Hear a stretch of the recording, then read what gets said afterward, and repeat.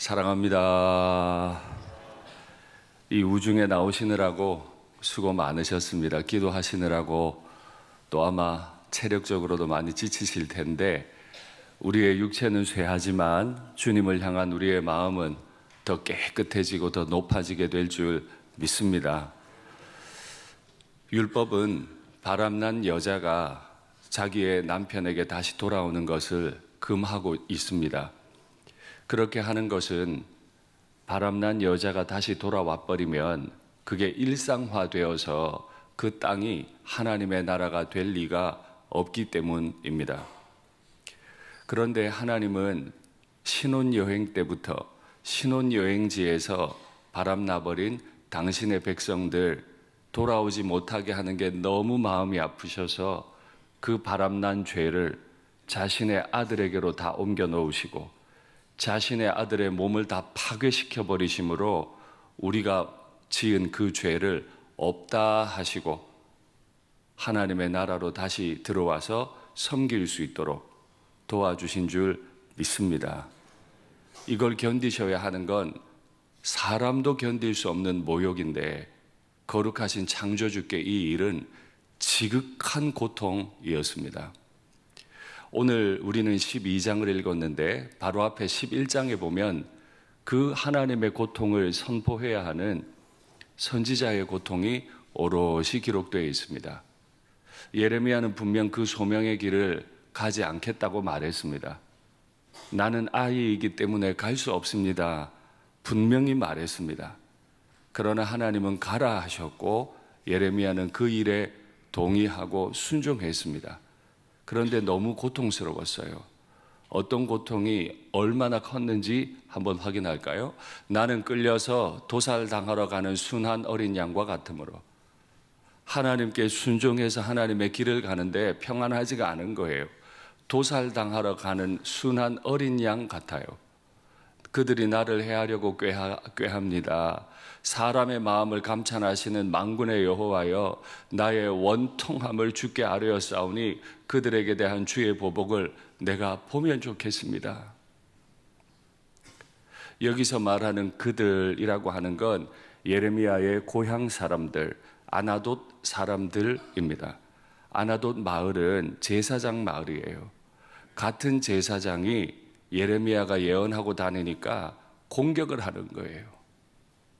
성전의 주인 노릇하는 사람들, 성전에서 열심히 섬기는 사람들, 누구보다 더 가까워야만 하는 그 사람들이 오히려 소명자를 너무너무 힘들게 만들어요. 예수님도 그러셨죠. 동족에 의해 죽임을 당하셨죠. 그게 소명받아 살아가는 사람의 공통점인가 봐요. 우리는 소명에 순종하면 평안할 것 같지만 그 길이 평안의 길이라면 평안할 것이지만은 그 소명의 부르심이 고통의 길이라면 고통을 당할 겁니다. 예레미야라고 하는 이름의 뜻은 여호와께서 높이신다입니다. 소명에 순종하는 순간 그는 끊임없이 낮아져야 했습니다. 예수라고 하는 이름의 뜻은 구원하신다 하는 뜻입니다. 그런데 정작 자신은 죽임을 당합니다. 자신의 이름과는 전혀 반대로 살아가야 하는 삶.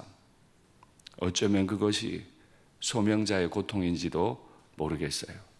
아나돗 사람들은 왜 선지자 예레미야를 이렇게 어렵게 만들었을까요? 성경을 근거로 돼요.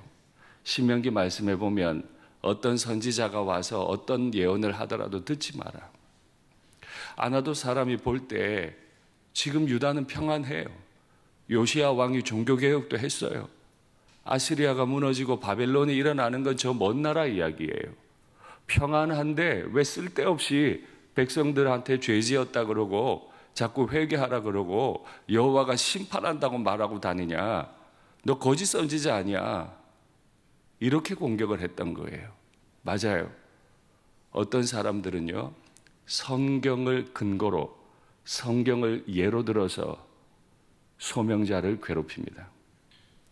왜요? 그들은 하나님의 말씀에 순종하려 하기보다 성경 위에 서기 때문입니다. 자기가 성경을 안다 그래요. 그래서 성경을 함부로 끌어들여요. 성경을 함부로 인용해 드려 가지고 그걸로 자신의 목적을 이루려고 해요. 여러분 기억하셔야 합니다. 꼭 기억하셔야 합니다. 성경 몇 줄 아십니까? 성경 전체를 조금 공부를 하셨습니까? 하나님 마음을 아십니까? 하나님이 왜 이 글을 주셨는지 진짜로 아십니까?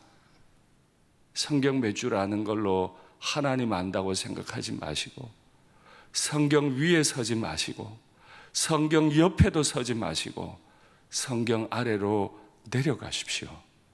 성경에 기록되어 있는 하나님의 마음을 느끼면 성경 위에 설 수가 없어요.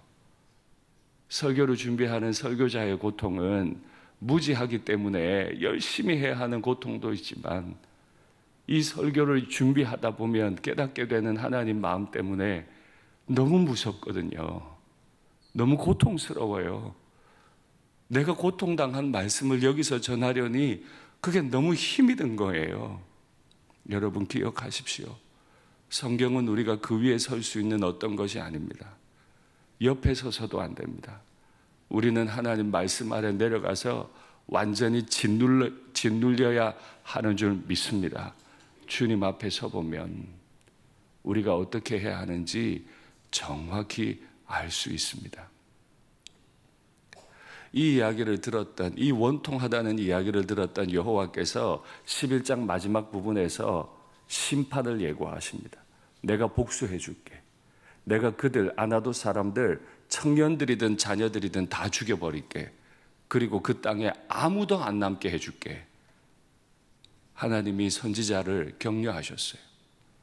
내가 보복하는 거 좀 보고 싶습니다. 이랬더니 그래, 내가 보복해 줄게. 그 말의 뜻은 너는 네 갈 길을 흔들리지 말고 가라. 나는 널 위해 복수해 주마. 참 무서운 하나님이죠. 여태까지 제가 이 강단에서 선포한 하나님은 참 위로의 하나님, 언제든 죄인을 위해 자신을 낮추시는 하나님이었지만, 이 특세 기간을 통해 만나는 하나님은 파괴하시는 하나님, 찢어버리시는 하나님, 펄펄 끓는 가마를 자신의 백성 위에 들이부어버리시는 하나님, 청년이고 자녀도 남김없이 죽여버리겠다고 말씀하시는 하나님을 우리는 이 새벽에 만납니다. 예레미야가 그 말씀을 듣고 좀 위로가 됐을까요?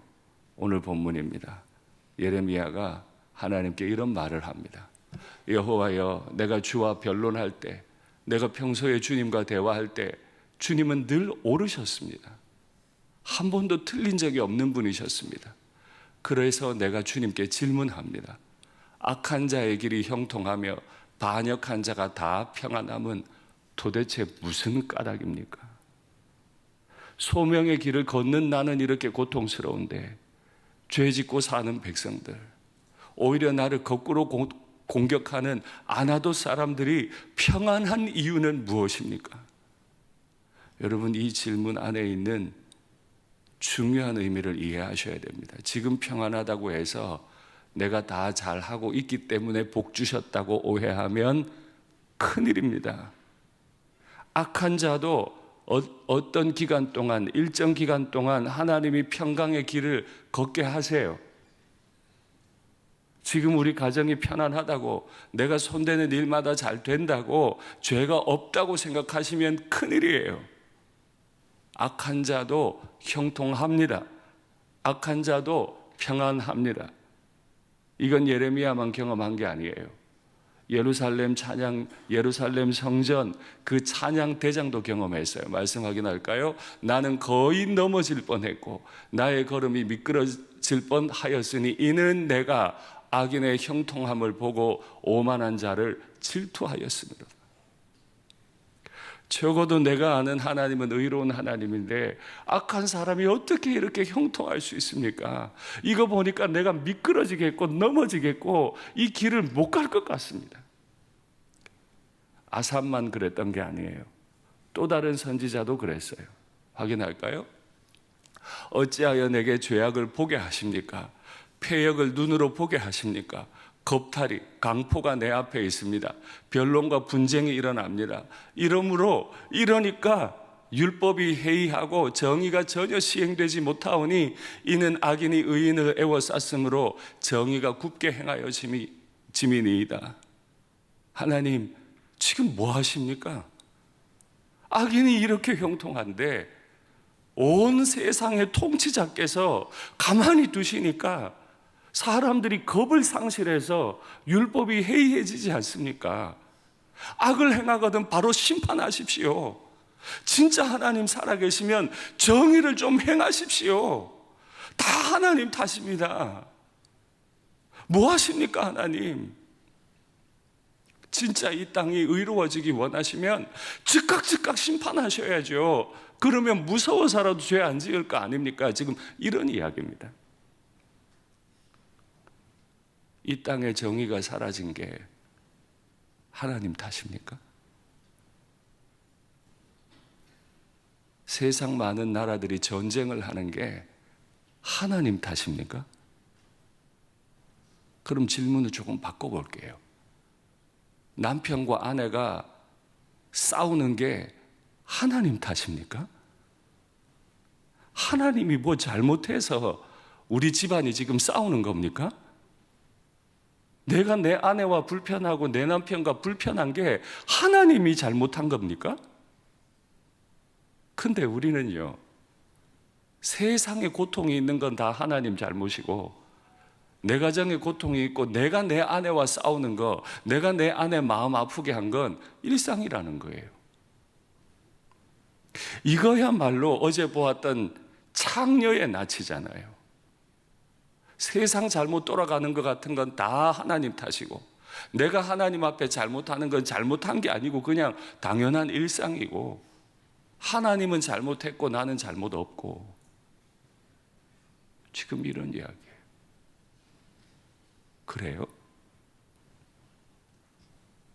우리 소명의 길을 걷다 보면 너무 힘이 들고 어려우니까 간혹 이런 말을 하나님 앞에 쏟아놓습니다.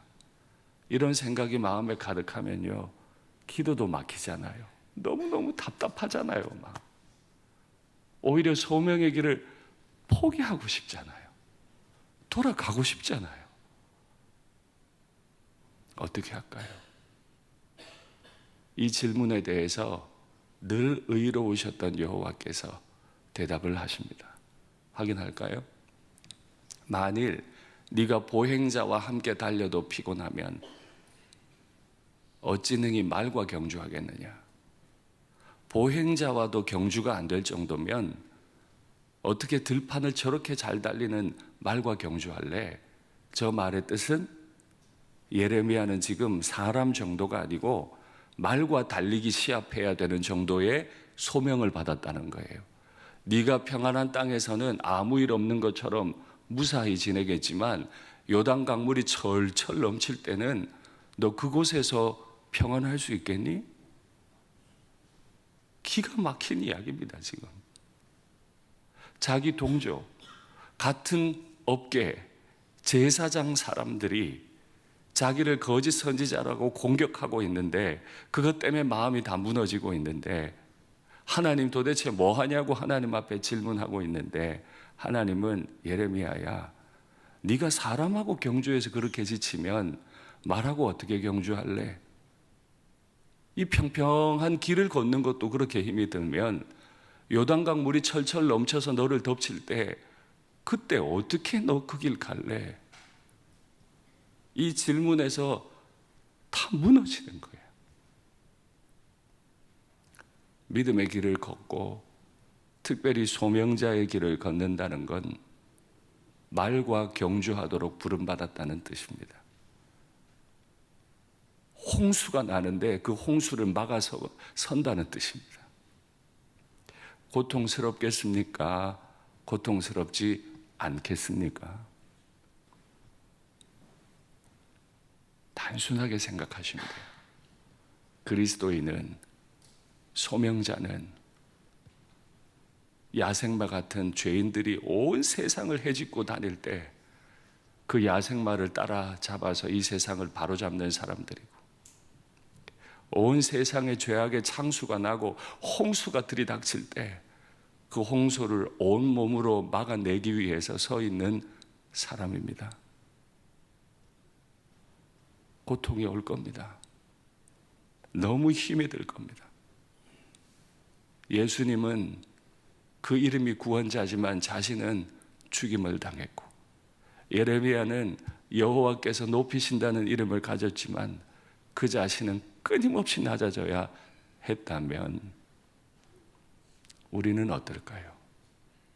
내 주장하느라고, 내 뜻을 이루려고 성경을 12번도 더 끌어당기고 이런 거 아니냐 저런 거 아니냐. 아니요. 우린 말씀 아래로 내려가고 겁없이 달리는 말 앞에 서고 날 향해 밀어닥치는 창수 앞에 서서라도 흔들림 없이 믿음의 길을 가야 하는 사람인 줄 믿습니다. 하나님은 계속 말씀하십니다. 확인할까요? 내가 내 파수하는 곳에 서며 성루에 서리라. 그가 내게 무엇이라 말씀하실는지. 내가 너무 답답하니까 그 앞에 서겠습니다. 어떻게 대답하실는지 내가 좀 보겠습니다.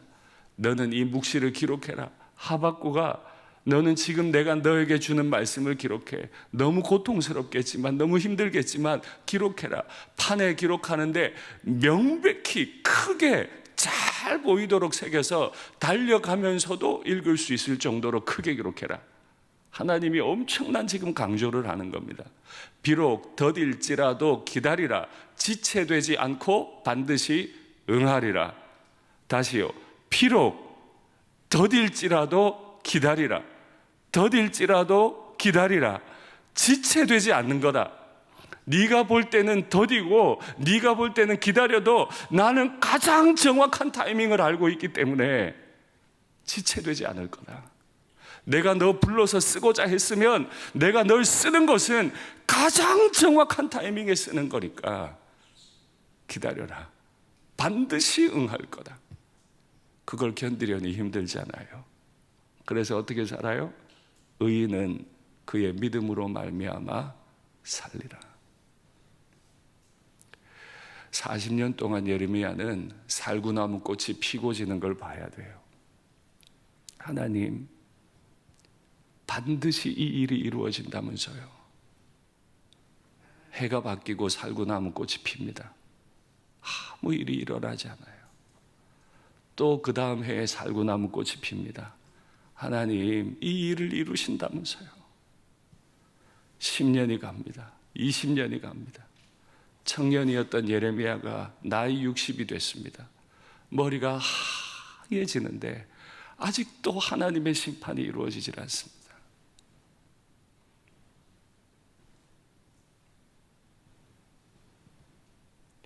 그래도 하나님은 정확하게 일하는 분이시다. 더딘 것 같고, 그래서 내가 기다려야 할지라도 결코 지체되는 법은 없는 줄 믿습니다. 하나님은 하나님의 백성들을 지체함 없이 가장 정확한 타이밍에 우리를 이끄시고 사용해 가고 계심을 분명히 믿습니다. 예레미야가 40년 동안 살구나무 꽃 지고 피는 걸 다 확인했는데 그 결과가 어떻게 됐는지, 이에 토지가 황폐하여 예루살렘 토지가 다 황폐해졌습니다. 땅이 안식년을 누림같이 안식하여 70년을 지냈으니 여호와께서 예레미야의 입으로 하신 말씀이 이루어졌더라. 살구나무 꽃이 40번 피고 지는 걸 봤더니 예루살렘 성전이 다 무너졌어요. 그리고 예레미야를 통해, 다니엘을 통해 70년 만에 돌아오리라 하신 말씀이 또다시 70년 만에 이루어졌어요. 바사의 고레스 왕 원년에 여호와께서 예레미야의 입으로 하신 말씀을 이루시려고 다니엘이 예언했던 그 말씀을 예레미야가 받았습니다. 예레미야가 받아서 70년 만에 돌아갈 거라고 했어요. 그대로 돌아갔습니다. 예레미야가 또 말했습니다. 뭐라고 했습니까? 하늘의 신 여호와께서 나에게 명령하여 유다 예루살렘의 성전을 건축하라 하셨나니 너희 중에 그의 백성된 자는 다 올라갈지어다.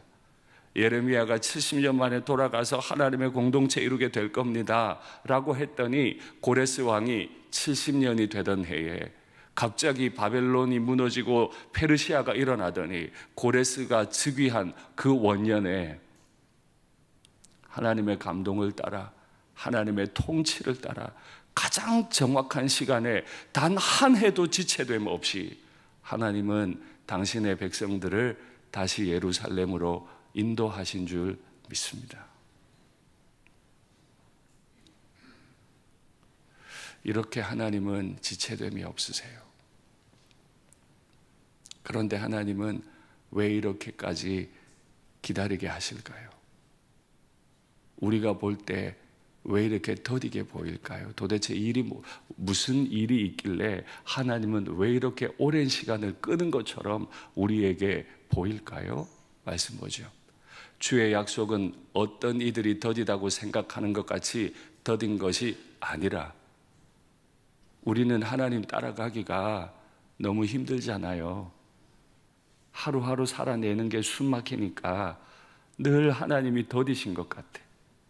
근데 더딘 게 아니라 오직 주께서는 지금 주님의 마음에 가득한 건 너희를 대하여 오래 참으사 아무도 멸망하지 아니하고 다 회개하기에 이르기를 원하시느니라. 또 우리 주의 오래 참으심이 구원이 될 줄로 여기라.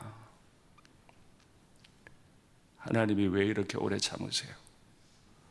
바람난 여자는 남편에게로 돌아올 수 없는데 그게 하나님의 율법에서 주신 하나님이 정하신 법인데 하나님이 지금도 오래 참으시는 이유는 다 돌아오라고, 다 회개하라고. 그래서 지금도 오래 참고 기다리고 계세요. 구원이 뭐라고요? 하나님의 오래 참으심. 하나님 아버지가 죄인 윤상덕이를 오래 참아주심이 저에게 구원이 된다. 소명의 길을 어떻게 갈까요? 그렇지, 하나님이 나 같은 인생 돌아오도록 이렇게 오래 참으셨으니 바람난 여자가 다시 돌아와서 내 안방에 누워 자는 걸 보고도 내가 그 모욕적인 상황을 다 견뎌야 했으니 하나님 아버지가 그렇게 다 견뎌내셨으니 당신이 못 돌아올 거라고 법을 정해놓고도 기어코 돌아오게 만들었으니 내가 그것 때문에 구원받았으니 내가 말과 경주하는 자로 부름받았어도 요단강 물이 철철 넘쳐서 나를 쓸어갈 것 같은 상황에서도 하나님 아버지의 오래 참으심, 피조물 죄인의 모욕적인 행동을 다 견뎌내신 창조주의 오래 참으심을 묵상할 때 그 창조주의 오래 참으신 하나님 말씀 아래로 내가 내려가서 짓눌릴 때 그때 우리는 소명을 이루게 될 겁니다. 내 의지, 내 인격과 실력 가지고 하나님의 소명 이루는 게 아니라 창조주께서도 오래 참으셨는데 나는 당연하구나. 그렇게 짓눌려야 돼요. 말씀 앞에 시퍼렇게 살아있을 수가 없어요. 창조주가 모욕을 당했는데 나 또한 그 모욕이 있더라도 그걸 견뎌내고 짓눌리고 그 아래 있어야 합니다. 그럼 어떻게 될까요? 말씀 볼까요? 내가 항상 주와 함께하니 도대체 내가 넘어질 것 같습니다. 미끄러질 것 같습니다. 했던 아삽이 마지막에 이렇게 고백해요. 내가 항상 주와 함께합니다. 내가 이 소명 포기하려고 그랬는데요. 주님이 견디신 거를 내가 생각하니 내가 주와 항상 함께 할 수밖에 없습니다. 내가 주님께 가니 주의 말씀 아래로 내려가니 주께서 내 오른손을 꽉 붙드셨습니다. 주의 교훈으로 나를 인도하시고 후에는 영광으로 나를 영접하시는, 말과 달려야 되는 상황에서, 요단강 물이 나를 쓸어내릴 것 같은 상황에서 주님이 오른손을 꽉 붙드시고 나를 인도해 가시니, 내가 말씀 아래 막 짓눌려 있는데 그 말씀으로 나를 인도하시고 영광으로 영접하시니, 하늘에나 땅에나 주님밖에 내게 없습니다. 하나님께 가까이 함이 내게 복이라. 하나님 왜 이러십니까? 하나님 때문에 지금 율법이 해이해집니다. 아니고 하나님께 가까이 함이 내게 복이라. 그래서 소명자는 그 고통을 통해 주님 앞에 더 가까이 갑니다. 내가 주 여호와를 나의 피난처로 삼아 주의 모든 행적을 전파하리다. 하나님의 통치를 증거하는 거예요. 힘들었지만, 고통스러웠지만 더 크고 더 모욕적인 상황을 견뎌내시고 계시는 이 창조주 하나님이 어떤 통치를 하고 계신다고 이 열방을 향해 막 선포하고 다닐 수 있게 되는 거예요. 오직 여호와는 그 성전에 계시니 온 땅은 그 앞에서 잠잠할지니라 하시네라. 하나님 앞에 질문했던 모든 사람들, 예레미야, 아삽, 하박국, 다시 하나님 앞에 다 설득당했습니다. 말씀 아래로 내려가서 아무 말도 못하고 하나님께 짓눌려서 잠잠할지니라. 잠잠할지니라. 말씀을 맺겠습니다. 바람난 여자가 집으로 돌아와 내 침대에 눕는 건 진짜 모욕적입니다. 하나님은 그 모욕을, 그 천년의 모욕을 하루같이 견디고 계십니다. 그 길로 우리를 부르십니다. 윤목사야, 일상교회야, 네가 말과 함께 경주해 줄 수 있겠니? 요단강 물이 쓸어내릴 때 너 그 앞에 서서 나를 대신해서 선포해 줄 수 있겠니? 쉽지 않습니다. 내가 살아있으면 쉽지 않습니다. 그러나 말씀 아래로 내려가서 잠잠하면, 주의 오른손이 날 붙들고 계심을 확인하면 나는 말과도 경주할 수 있고, 나는 요단강 그 물도 이겨낼 수 있으리라고 믿습니다.